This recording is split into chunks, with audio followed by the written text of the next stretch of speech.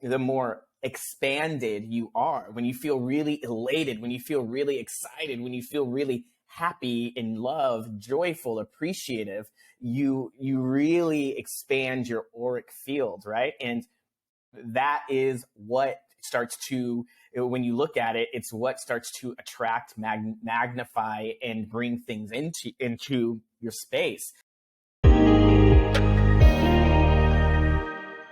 Hey guys, welcome to our SoulFam Podcast where I interview space holders from all over the world. I am your host, my name is Karolina, and I am the Connection Catalyst. I help spiritual entrepreneurs experience deeper connection with themselves, with others, and with the universe. Today on the show we have Tirrell Cherry, the personal coach and the mindset coach. Welcome to the show, Tirrell. How are you doing? Hi, I'm so good. I'm happy to be here. Thanks for having me.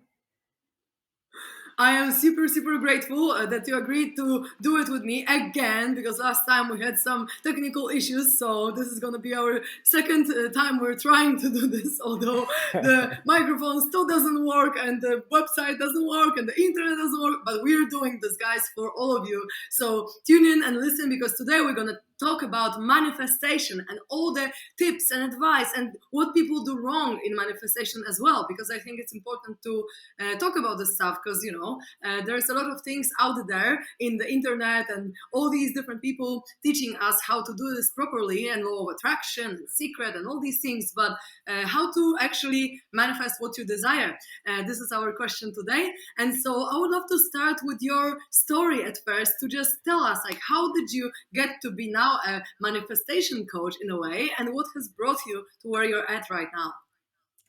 That is the $1 million question. It's been an experience of unfolding. I think there's been a lot of curiosity and shifting and changing within me as I begin to learn about my human design and how I operate in the world. I first got into manifestation by wanting to simply live in a different state from from the place that I was. I wanted to move, and there was just this inherent desire to expand, explore, and evolve. And this was around the time that The Secret came out, and it was one of those moments that I started to recognize the power of focus. A lot of things were changing in my life at that time. I was getting into tarot reading. I was really shifting into more spirituality, more desire, more focus, and from there, my life just took off. I moved a few different times using the same technique that The Secret taught. Really, just being intentional about my focus, being intentional about what I wanted to do, where I wanted to go.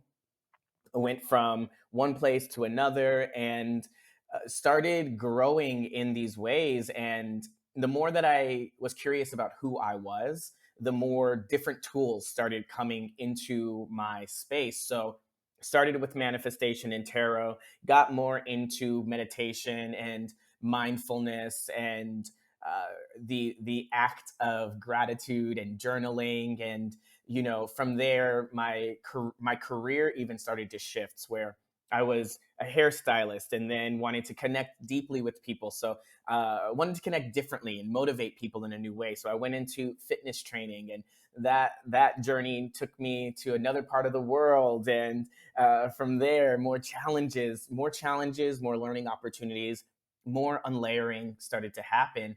And this is where I really began to look at my mindset and recognizing how mindset and manifestation really go hand in hand. There's a really good marriage, or a tight connection between mindset and manifestation, and that's how I'm here. Long story short, it's really been a process of curiosity and unfolding. Mm-hmm. That's amazing, and I totally agree that mindset is one of the most important things when it comes to manifestation. And so, I would love to talk about beliefs and how they play out in this whole manifestation area, right? Because it is so important, and everyone is talking about changing your beliefs in order to change your reality. So, how would you say that beliefs are affecting our manifestation skill, let's say, or power in a way? Well, I think that beliefs, and I always say, like, our beliefs are akin to wearing goggles or shades or glasses, right? Your beliefs are the way that you perceive the world and your self concept, what you're capable of, what's available for you. If you're the kind of person that believes that the world you live in or the universe is conspiring with you, right, you'll be more, in my opinion, is you'll be more prone to really go after the big dreams, to motivate yourself to change and shift, and you try to figure out how to handle different circumstances of your life. But if you feel like the world is a scary place, if you feel like things never work out for you, if you feel like you never win at anything, you end up creating a defeatist personality, where then Mm-hmm. you're unmotivated, right? Or you really have to, I need to see it before I believe it kind of mentality. It won't work for me until I absolutely know that it's going to work, right? And I think that can limit a lot of people and what they think is possible, i.e., what they think can manifest for them. Mm-hmm, mm-hmm. And I love that you're talking about the possibility, because really I work with one of the methods. It's called Psych K. It's like harmonizing two hemispheres of your brain to shift a belief in order to release resistance between right and left hemisphere, or the other way around, or both. And then the potential in your subconscious mind opens up. So I love that you're talking about potential, because one of the ladies on my podcast as well, I think it was Ria Soku, she was talking about how one of her manifestation tools is to write, is it possible that I have this and that? Oh yeah, it's possible. And then you like open the possibility, open the potential of this reality in your subconscious mind to be there, right? Because it's all about potential. And then the action is what actually brings you results. That's why in Psych K we always talk about action steps. After we form some beliefs and we release resistance to them, open the potential in subconscious mind, then we need to take action to actually bring something in, right? Because so the universe can flow and can bring you all these different situations and conditions and people, but if you don't take action, if you don't go for it, then you're not gonna get anywhere, probably, even if the potential is there. So I love that you're touching upon potential here. And I would love to also talk about this fact that we probably already mentioned that, but one approach is that we work on our subconscious mind, right? Because we govern, blah, blah. Our subconscious mind governs our life. We operate 99% of our life on subconscious level, right? But then there is another approach of superconscious creation. So, of course, for most of the people, I would say it's good to work on the mindset and on the beliefs and how they shape our reality, but also, as I mentioned, the William Whitecloud's course, Create Your Destiny, it's all based on the creation from the manifestation from your higher self. So, in a way that you admit where you're at, okay, I have these limitations, these beliefs, and then you actually focus where you want to be, on this vision that you want to create with all the senses, you really feel it, right? And then you're like, okay, I'm here, but I want to be there. And then you create this kind of creative tension, the gap between where you're at and where you want to be. So obviously you want to know where you're at. So you want to know your limitations. You want to know your beliefs. But he says, and I really want to question whether you think that it's possible like that, that you don't need to change your beliefs. It's only necessary to accept it and admit it, that this is where I'm at. But if you create this creative tension, this gap between where you're at and where you want to be, then, and if you don't have resistance, right, then the universe will just flow and kind of bring you all these things that you want. But these desires, this vision for yourself, needs to come from your higher self, not from your mind saying, okay, I don't want to be scarce because I'm afraid of whatever, survival, right? It needs to come from your truest calling. And so how he sees it is like, okay, know your beliefs, know your limits, know your Enneagram type, your personality type, know all that. But in order to create the reality that you want, you don't need to erase all limiting beliefs. So how do you feel about that? I have a lot of questions about that to go deeper, especially with beliefs. If beliefs control 99% of your life, and I think one of the distinctions here is I agree. I think awareness is key. I think action is one of the secret ingredients to manifestation. A lot of people think manifestation is just like you can be, and trying to back it up just a little bit, that's one of the things about The Secret that I think was missing. Key part of it was just like, just think, think, think, think, think, think, think. There wasn't really talk about action. It was like they'll just appear, right? I think that action is a really big, vital part. But if beliefs are a part of your operating system, right?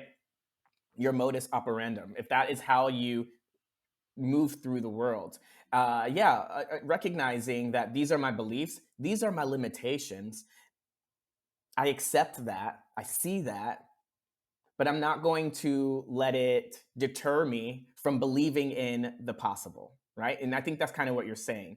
I'm not going to let it stop me from pursuing my dream. I'm not going to let it stop me from actually committing to visualizing, right? And getting into that emotional set point of where I want to be.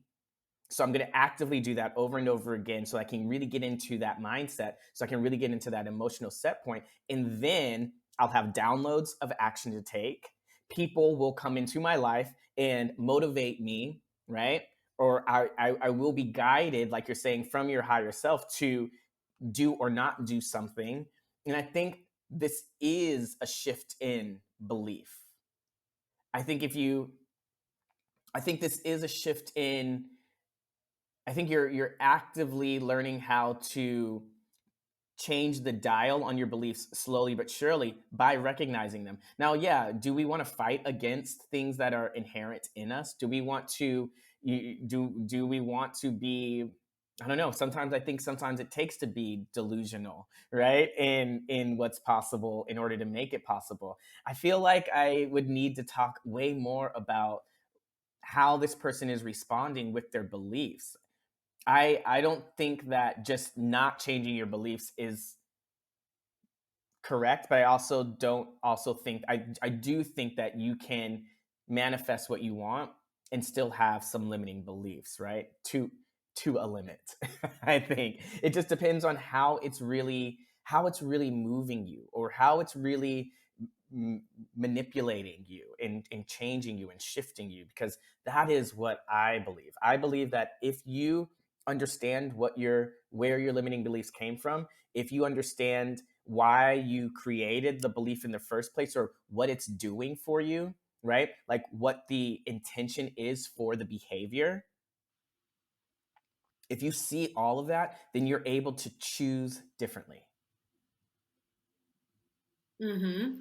Yes, and I agree with that. And I also have a perspective on it in maybe a different framework, because I feel like for me, it was really important on my journey to work on my subconscious beliefs and to just open up these limits, right? Open up these potentials of things happening in my life as I wanted. But I also have just such different approaches from all these different sources of information that I just want to combine them and just talk about them, because I feel like William Whitecloud's method is kind of like, okay, so you visualize the future, you feel it, you smell it, you are there, right? And then you come back and you say, okay, now I'm here, this is how my life looks like right now, these are my limits. And then you say, I choose the end result of this. And then you visualize it again. So it's kind of like, okay, this is what I want, this is what I'm at, but this is what I choose. And then you give the sign to the universe, okay, this is the reality that I'm choosing. And so for me, it's like, yes, the beliefs work perfectly, and working on our subconscious, I think it's important, but also I don't feel like it's required to change them to manifest what you want, because I feel like what's required is actually lack of resistance. And however you want to create the lack of resistance is going to bring you what you want, because like, and this is manifestation also in like super conscious way, where you just say to your soul or to the universe, like, this is what I want, bring me this. And then if you don't have resistance, because you accept where you're at, you accept your beliefs, you accept your limits, then your acceptance brings you lack of resistance. So then everything can come to you. So for me, I would just boil it down to lack of resistance. And another thing that I want to share is that once I had this psychedelic experience with my best friend, ex-partner at the time, and I really could feel that, like, visualizing and really feeling and smelling and tasting and being in this experience that you want to create, power of visualization, it's kind of like sending MMS to God, like this is what I want, or to the universe, to higher power, like this is what I want. And the more you do it, the more energy you put into it, the more emotional charge you give it, the more energy you put in it. It's like you're more and more aligning with the quantum version of the universe that is Absolutely. what you want. So the more energy, it's like, okay, you're further away, but then you send one MMS and the second MMS. It's like a reminder, hey universe, this is what I want. Hey universe, this is where I Yeah. want to be. I think it's like I love that, and I kind of think of it like there was a movie called Donnie Darko from like years and years ago, and there was they there was like a depiction of people walking around with wormholes coming out of their chest and like guiding them through, and so they were really on this path. And I think like that, when you do get into this visualization, you get into the emotion aspect of it, and you get into really the sensory part of your visualization, because we have senses that create our reality. With if you took away taste, sound, hearing, if you took away sight, if you took away smell, if you took away all of that, how would you really know what was real, right? And so the more that you can start to create with the senses, I see it as maybe throwing a spear, right, that has like a line attached, and you throw it and it hits that vision, or it hits that reality, that potentiality, that possibility. And the more you do that, you're able to really like pull yourself or really attach yourself to that vision. And there's this book called Reality Transurfing, and this is really what we're talking about. The more that you decide on this vision, the more that you decide on this potential, the possibility, the more you're able to hop onto different timelines, hop onto different versions, and really create that life. And yeah, I agree. The less resistance you have in anything, the easier it's going to be to actually create what you want, because then you're divinely guided, right? And when we say divinely guided, this looks like the coincidence, right? And I say that in air quotes, but like this looks like the coincidence, or this looks like the chance happening, or the synchronicity that's going on. And this is really you living with as little resistance as possible. And we do that by really accepting the now moment. Mm-hmm. Yes, absolutely. And that's what I believe as well, that you need to have no resistance. And that's why I believe that if you visualize something, only I would say visualize until the point that you can really believe it and you can really tap into it and you can really feel that it's true. Because the moment that you have any resistance, anything coming like, oh, that's not true, or oh, that cannot happen, then you're blocking this whole manifestation flow of the universe that wants to bring you what you want, that wants to serve you, wants to be there for you. But then if you're doubting it, if you're hesitating, if you're afraid, or if you just start doubting your vision and your visualization, then it's kind of like blocking everything. And this is also what Absolutely. it's written in the book about my favorite book about money. It's called Love Money, Money Loves You by Sarah McCrum. I actually translated this book to Polish. This is how good it was. Once in meditation, it was like my soul told me, hey, Polish people need this. Polish people need abundance. Do it. And I'm just about to put it on Amazon and start selling it in Poland. This is how much I believe in it, because it's literally changed my life. And it's a channeling of the energy of money. Money speaks to you through this book. It's like, hello, I'm money. This is how to manage me, and this is how to not. And then it's like the whole idea is like you have a relationship with money. You're forming a relationship with this energy. And one of the things that money says is like, if you request something, then it's kind of like an application to some kind of government. Okay, this is what I want. And then you apply. But then the moment you start doubting, the moment you start hesitating, the moment you're like, oh, but maybe it's not going to happen. Oh, maybe this, maybe that. It's kind of like your application stays on the desk and it's waiting for you to open up again, to be receptive, to be joyful, to be relaxed, and to be allowing for this manifestation to come to you. And if you have any blocks, any resistance, as we said before, then it's gonna just chill on this desk and never move, right? And never gonna come to you. So yeah, this is how they describe it, and I really like it. In this way. And also a big theme in there, and I'm curious if you really agree with that, is enjoyment and relaxation. these two factors, that if you enjoy, like your energy opens and you're like, yay, everything comes to me, and you're very receptive to everything, because money is energy, abundance is energy. And also relaxation, because if you relax, all your energy like channels are open, and then you're able to let in more energy. So would you agree that these are big factors when it comes to manifestation? Absolutely. One of the highest frequencies, right, is joy, happiness, love.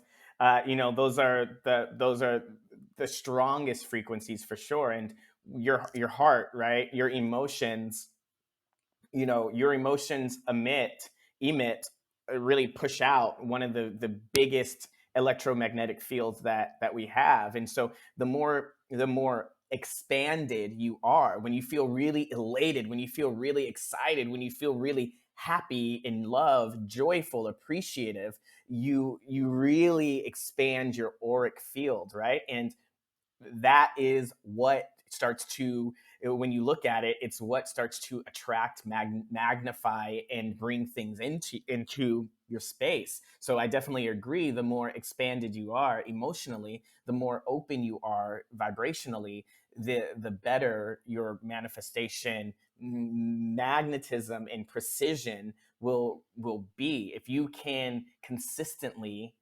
committedly, and intentionally raise your frequency just by doing things that feel good over and over again, and really recognize, like, wow, feel good I feel good, right? You start to expand that auric field, and it pushes out so far. We don't even know how far, but it's very, like I think what we read in books is it's not even as much as we really, really truly know. One of the things I wanted to back up that you were talking about, yeah, I'm reading a book called the Energy of Money and Happy Pocket Full of Money. And this is the thing, right? Like, when you start thinking about money like a person, is what I've really been starting to think about, right? Like giving money an avatar, right? Mm-hmm. So when I start to work with clients, especially with abundance, when we have money blocks, it's like, okay, so if you were to think about money like it was a friend in your life, or just any kind of person in your life, how would you describe the relationship? How would you Mm-hmm. describe the person?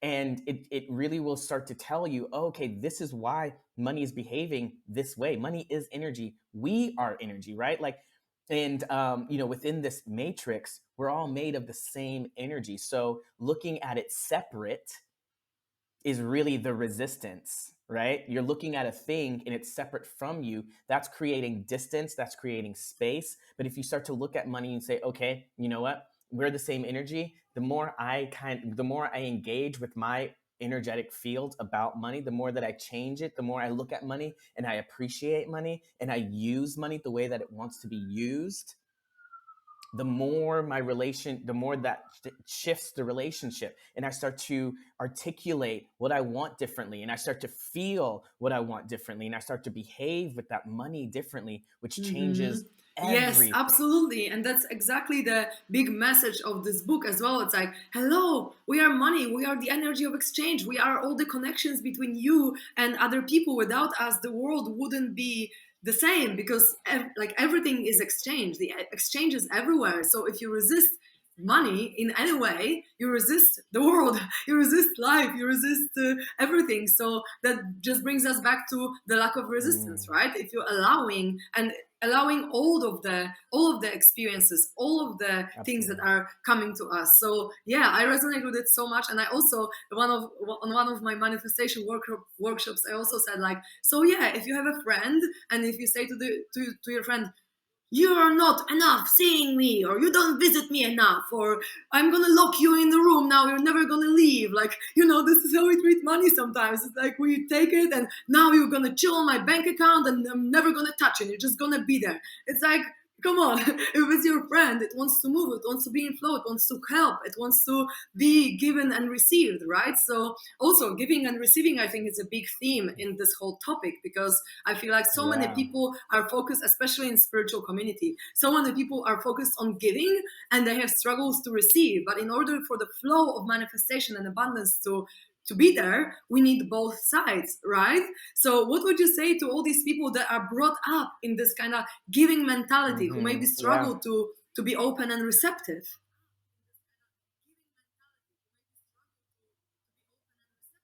Well, there's a block. There's imbalance. And again, if you and I remember once I was doing a workshop and I was charging for it, and somebody messaged and was like, I never charge for services. This needs to be done for free, and it needs and I was just like, well, this is an energy exchange, right? Like, this is an exchange of something. This has value.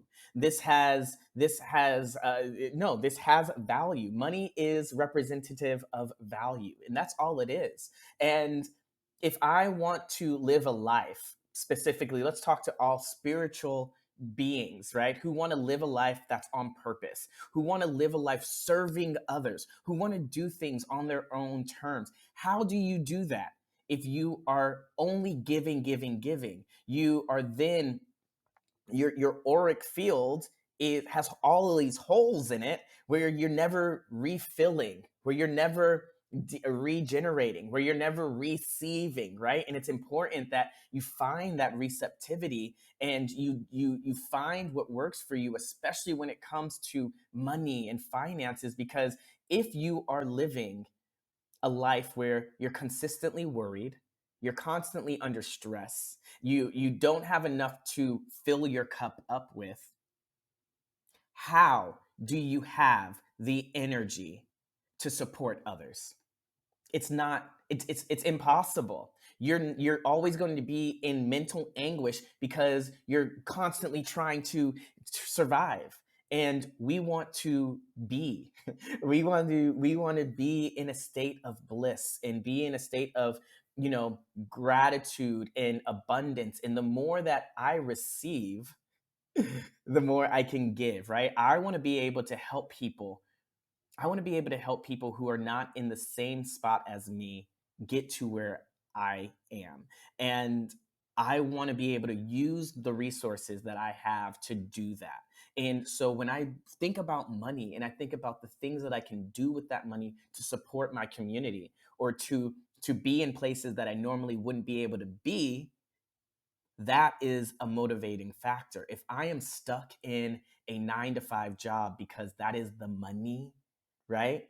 And I don't have the energy or the time or the resources to go out there and be available for people, how am I living my purpose? Hmm. Absolutely. I couldn't agree more, because I feel like money makes you more of who you are, right? You probably heard this quote, and I really agree with that, because if you're a giving person, you have a lot of money, you're going to help a lot of people, right? It's Mhm. not going to change inherently who you are, unless you have these parts of you that are dark, that want to maybe just go for power or significance or whatever. The person, then you just want to spread this abundance everywhere. And if you are poor, how can to abundance? It's like, it's impossible. You need to get somewhere to then help others get there as well. And so I totally resonate with what you're saying, and thank you so much for sharing that, because this message is important. We need to be able to receive, and there is nothing wrong in taking money, because everyone can be wealthy. I believe that, I really do, because everyone has service and the value that they can share. So it's just about our limitations, our block. We cannot do it. What do you think about the idea of it being intentional to, for forces who want to keep these secrets at bay, because they know that the more people realize that they are powerful creators, that abundance is a birthright, that they're allowed to be successful, the more people who realize that, the more successful everybody is. But you need people in fear and pain and anguish for control, right? And I think that oftentimes that message of spiritual sovereignty, or like financial sovereignty for spiritual beings, is not a good thing. I think that message being pushed out was a way to keep secrets low, right? To keep secrets hidden, to keep abundance uh, in a shortage, which is kind of a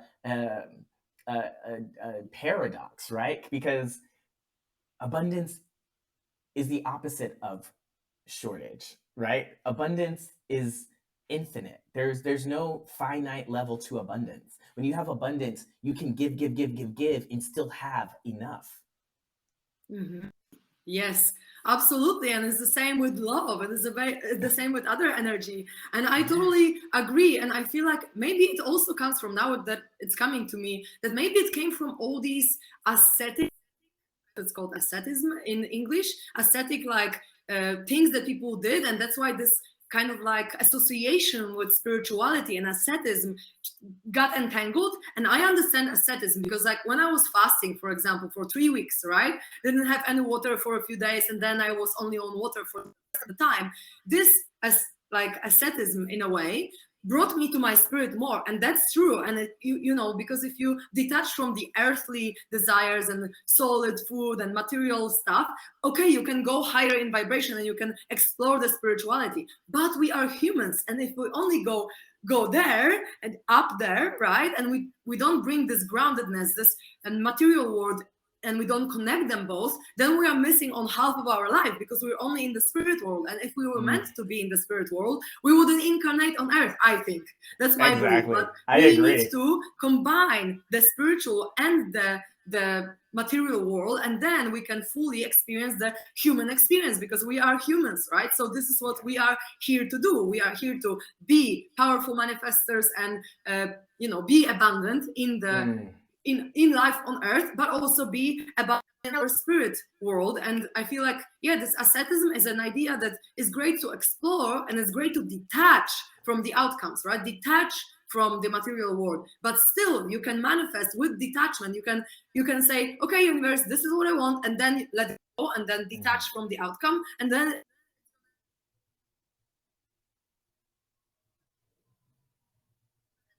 you are in bliss all the time, because no matter what happens, you're okay, right? But yeah, I just feel like it And was kind of mixed up somewhere on the way, right? This idea that, yeah. oh, spirituality, oh, that's not wealth. Yeah, I agree, and I think, in my mind, I'm really hearing people say like, "Oh, it's greedy. That's greed. That's really focusing on the material." And I think, like you're saying, detachment, right? Like really being detached from it, not like you're. This isn't your driving force. This isn't the thing that you're living on, right? It's like your why is much more deep and way more connected to the growth and potentiality and expansion, right? And yes, we live in a very dense energetic material world. To ignore that is it's conflicting, right? It causes a lot of discord. And I think that when you allow yourself to be as multidimensional as you are, right? And you allow yourself to, we're always going to have desires. We're always going to have uh, the the the the want to change and evolve and shift and grow. And there are going to be things in our lives that we want. There are going to be things in our lives that we want to create. When you realize that things like money, things like the car, that relationship, the house, the ability to travel, it's not, when you detach from the thing and you say, okay, money is going to provide me freedom, money is going to provide me the ability to live a life, live the life that I want to live. When you realize it's the emotional aspect that you're really going for, you're then able to release the attachment from that material looking thing, right? And it becomes less about the money and more about the feeling, more about the emotion, more about your dream and where you want to be and who you want to inspire, who wins when you win. That's what it really becomes. Mm-hmm. Yes, and it's also about what you want to contribute to the world, but also Mm. about value. And I would love to come back to this theme of value, because in the book it was beautifully described what value is and how it plays out when you want to. There was an example of really loves reading books, but is not very much into listening. It would be hard for them to spend, let's say, money on the audiobook rather than a paperback, right? Because then And you yeah. don't value the audiobook as much, because this is not your way of, doing. think that was an example of the CD or whatever, but it's like if you don't value this, you're not going to spend the same amount of money than if you would spend on something that you do value. And there was also this kind of formula in the book that said that if the value isn't there, like if your self-worth and how you value yourself plus the worth to this thing is going to be like not equal the energy, like the value is not going to be on the level that you value yourself and that you value this thing. And if you're going to pay more or less, there's going to be imbalance. Even if you want to buy for cheaper, there's still going to be imbalance, in the energy. It's like it needs to be equal of how much you value yourself and how much you value this thing, because obviously self-worth is very linked to that. Because if you feel like you deserve all the best things, you're going to buy yourself the most healthy cosmetics or the most comfortable clothes because you love yourself, you want yourself to be, or you want to have high quality stuff to just improve your life. So if you feel like you deserve it, right, then you're gonna value it, you're gonna spend money on it, and you're gonna spend money on yourself. So but in other ways there's gonna be imbalance, and there are also ways to kind of like balance it out. For example, they talk about that if you are grateful for something, this is how you add value and you add exchange. So if you, for example, buy something and then you recommend a friend to buy the same thing, this person is going to have more value from you because you're already spreading the word about this product or the service that you bought, and then this is how you can add value, right? So value is a big theme, and I feel like it's such an individual matter that so many different people value different things. So there's no one answer to that, and there's no one way to look at it. But this energy always needs to be in balance, and you can balance it out. But this is an approach that was depicted there. So would you agree with that? For sure. And I think this is exactly like when you apply it to manifestation, right? And you apply it to anything, like value is subjective. What you value is not going to be the same as anybody else because of what you value, right? Again, that's so true. Somebody who values books, right, but doesn't really care about movies, they're going to spend way more on books than they will going to the movies or purchasing movies, right? Their interest, their value, the level, what's important to them is geared towards the books, right? Now, money, I think, is a representation of your inner value, your self-worth, right? How much money you're really bringing in, or how you behave around money. It's really indicative of like your value, your worth. Do you see yourself as someone who is worthy, who is valuable, who can really create and generate the wealth that they want, or at least be able to take care of themselves the way that they want to? Or are you someone who has low self-value, right?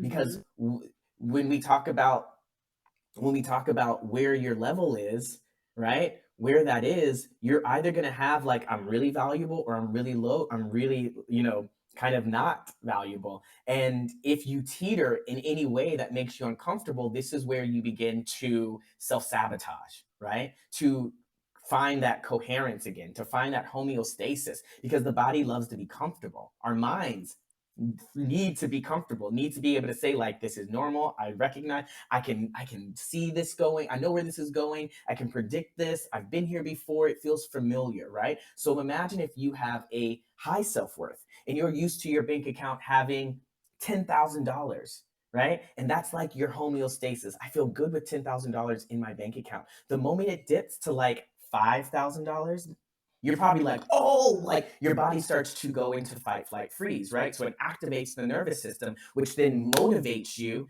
to do something, right? I need to do something. I need to get into this action. And your body starts to go so that you begin to build that money up again, right?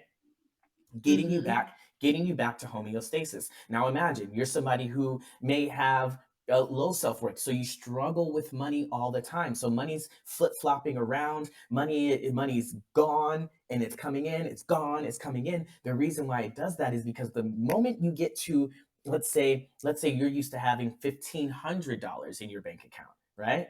And the moment it goes from 1,500 to you win a big, large sum of money, so you get $50,000.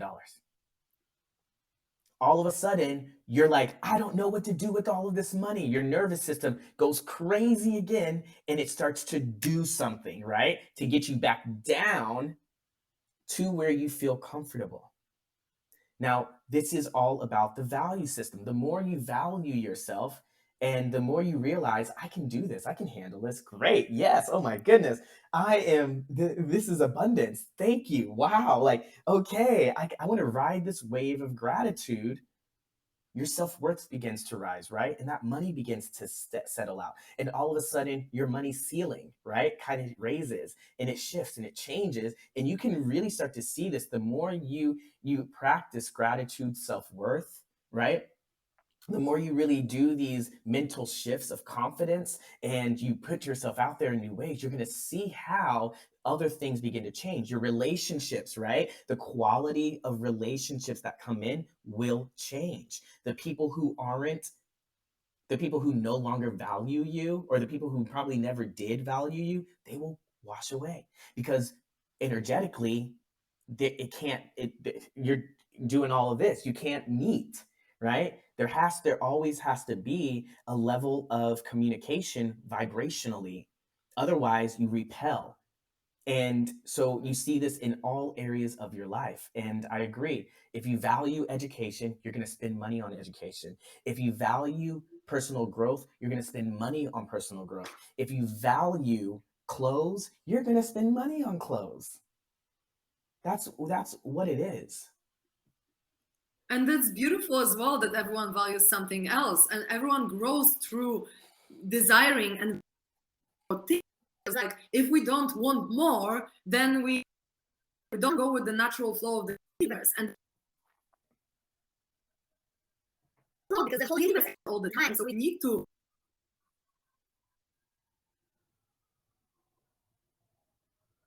also, Mani was talking about in the book, that like going to work actually friends, we need to go somewhere, serve people, do something for someone else. We need to develop new connections. So although a lot of people have resistance to it because of our system, right, 9 to 5 and just spending your half of your life at work, in this or other way, going to work or having a job, so many different ways as a person. So it's not only about making money and having these material things, it's also about how you grow as a person and who you become thanks to earning money, right? And if you have higher goals, and you're gonna have higher and higher goals, and there's nothing bad about it, there's nothing, I don't know, selfish about it, there's nothing materialistic about wanting more, because like everyone wants more. And they give this example in the book. It's like, have you seen a baby that doesn't reach for more, doesn't want to more toys? Have you seen a teenager that doesn't want more gadgets and shoes and whatever? It's like, it's a natural thing for a human being to want things. So why do we suppress all these things and say this is bad, this is materialistic, this is not how it's supposed to be? It's just bullshit. Yeah, I agree. You know, babies come out into the world with high self-worth. They say, I'm going to cry until somebody comes and helps me.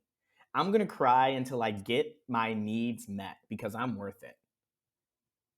You know, and conditioning is real. Conditioning, we've been conditioned to think, oh, no, no, no, no, you can't be egotistical. Wanting more is egotistical. Wanting more is greedy. Wanting more is selfish. And I'm like, yeah, if you're not helping people, if you're not service, if you're not really thinking about the collective, of course, yeah, that's probably not great. But remember that you are someone too. You are a someone too, right?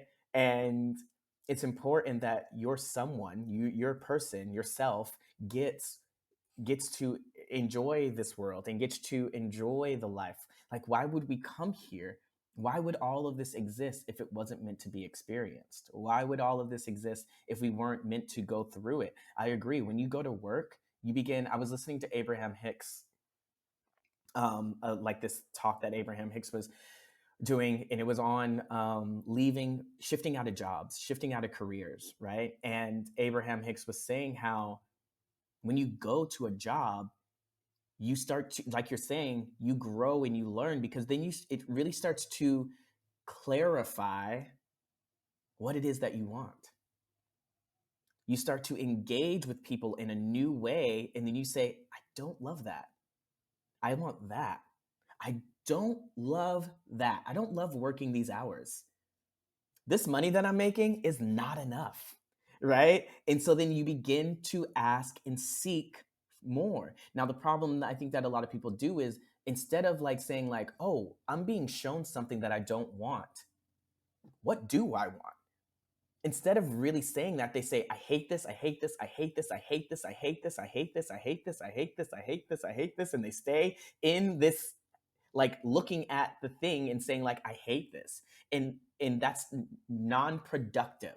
That's unproductive. That isn't actually looking for solution, right? That's avoiding the lesson that can be learned. That's avoiding the expansion. That's avoiding now being able to really start to articulate what it is that you want. She says, when you know what you don't want, you know what you do want.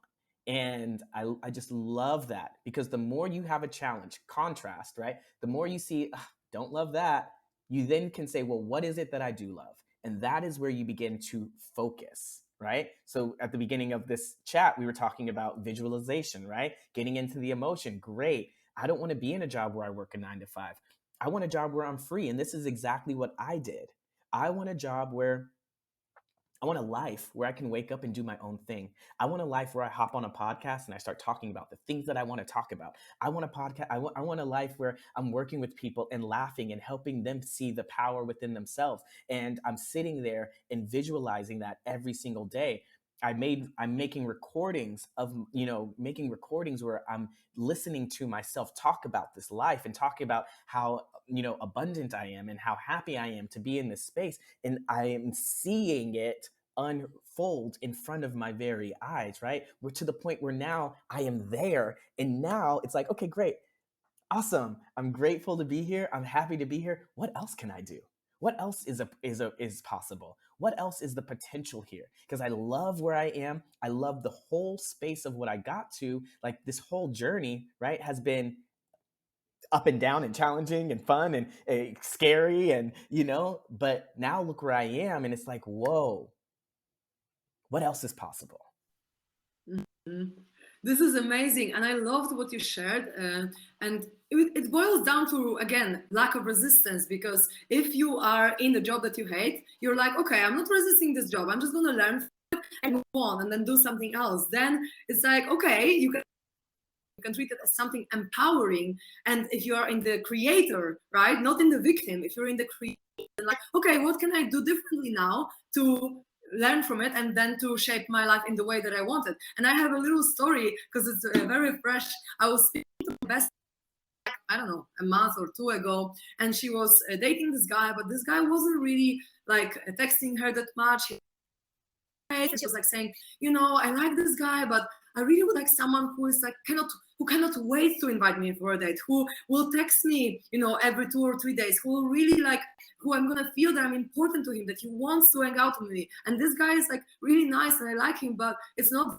And then fast forward like a month or so, she's now dating a person who is texting her, who is writing that he cannot take her out on a date. And it's like, okay, through knowing what she didn't want, she manifested something that she did want, because she got way more clear about what she actually wants. And I feel like every experience we have, we can treat it like that. We can learn, okay, this is what I want, we can select. This is what I want, this is what I don't want. And, with me, it was the same with my ex-partner.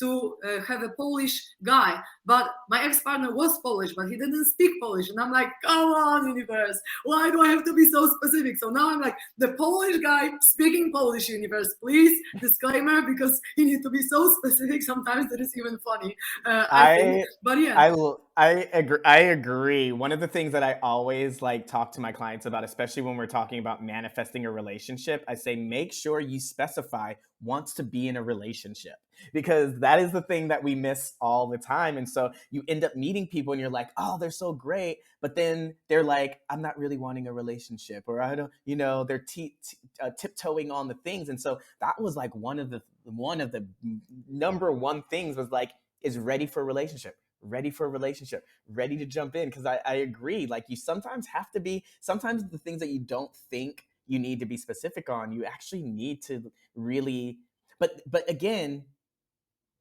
because you dated somebody who was Polish but didn't speak the language, you were then able to say like, oh, actually, this is exactly what I want.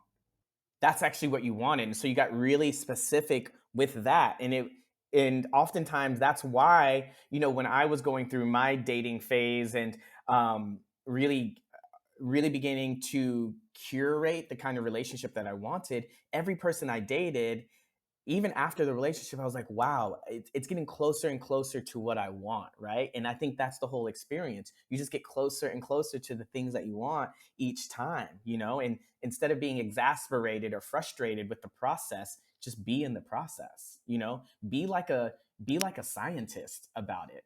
Really investigate and have your hypotheses and your projects, and you say like, what would happen if I did this, right? Or what would happen if I went there? What would happen if this happened, right? And just being in that process to evaluate, to investigate. Yeah, and be curious about what's coming, right? And I can Mhm. really, I have another story, little story to what you just said, because after I broke up with Ricky, few months afterwards, I started seeing this guy who is actually a musician, and I'm like, oh my God, I want a vocalist who plays guitar. And laughing because I was saying, whoa, the universe has probably already set some things up for me to meet a guy, but I'm like just disturbing the process of this person being on the way to me, because I'm like, universe, I actually want someone even more specific now. So you need to start the whole process of bringing me this person again, because now I want a Polish guy speaking Polish, spiritual and this and that, and the vocalist who plays the guitar. And it's like I learned more about myself. And even though this maybe was, now I know exactly what I want in life, right? I know exactly Mhm. what I want and how I want to feel in the relationship and what we do together. So, yeah, every experience is bringing us more to alignment and to our higher self, I feel, because, no matter if we go through traumas, if we go through resistance, it's still for our own growth and expansion and still serves us massively. So, yeah, thank you so much for sharing all that, because it was really beautiful and really helpful. And so for all these people who are super curious about you and would like to learn more about you and follow you, what's the best way to find you? Instagram is the best way. So Tirrell Cherry is it's pretty, very, very just that, Tirrell Cherry. I am super active on there. And yeah, if you DM me, you connect with me, want to talk, like that's the best way. I also have a podcast as well called Magic Meets Mind, and where I just talk about my experience. It's really an experience space. I'm bringing on people who are interested in spirituality and manifestation. So that's something that I'm curating right now. And yeah, that Instagram really is like where I live. You can find me on TikTok. I'm so discoverable. I am so discoverable. But Instagram is the easiest way to contact me. Perfect. Amazing. Maybe I will podcast as well one day. We're gonna make that happen. We're gonna absolutely make that happen. Yeah, Perfect. thank Let's you. talk about money and manifestation. You can feel it. I'm super passionate about it. Yeah, absolutely, absolutely. We're gonna make Thank it you so, happen. so much, brother, for sharing your energy, sharing your wisdom, sharing your knowledge. I'm super, super grateful that you agreed to share yourself with us. And yeah, I'm hoping to jump on the podcast with you one day, and sending you much, much love and gratitude. Oh, thank you. Back at you. This was amazing. Your energy is so contagious. So I love it. I love it. I love it. We're gonna be in touch. So we're gonna stay in touch. So thank you. Thank you so much, beautiful souls, for tuning in. If you'd like to find me, I am The Connection Catalyst on Instagram. So I wish you lots of beautiful manifestation and lots of abundance flowing to you. Stay tuned to the next episode.